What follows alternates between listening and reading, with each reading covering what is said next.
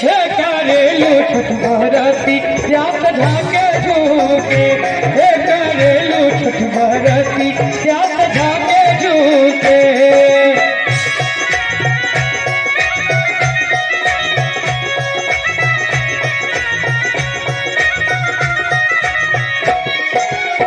हम तो से पूछी बरतिया बरतिया से केकरा लागी, हम तो से पूछी बरतिया बरतिया से केकरा लागी, हे करेलू छठ बरती प्यास केकरा लागी, हे करेलू छठ बरती प्यास केकरा लागी।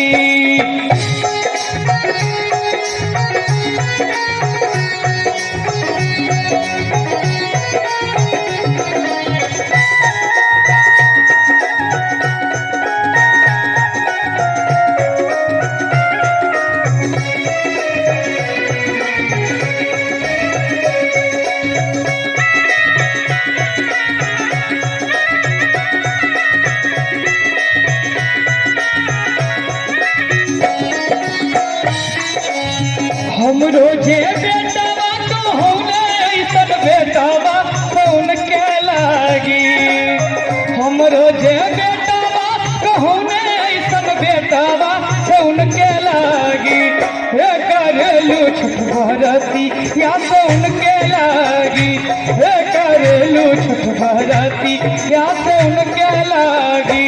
अंत में हम रोजे स्वामी कहूने ऐसन स्वामी कौन के लागी, हम रोजे स्वामी कहूने ऐसन स्वामी कौन के लागी, हे करेलू छठ बरती या कौन के लागी, हे करेलू छठ बरती या कौन के लागी।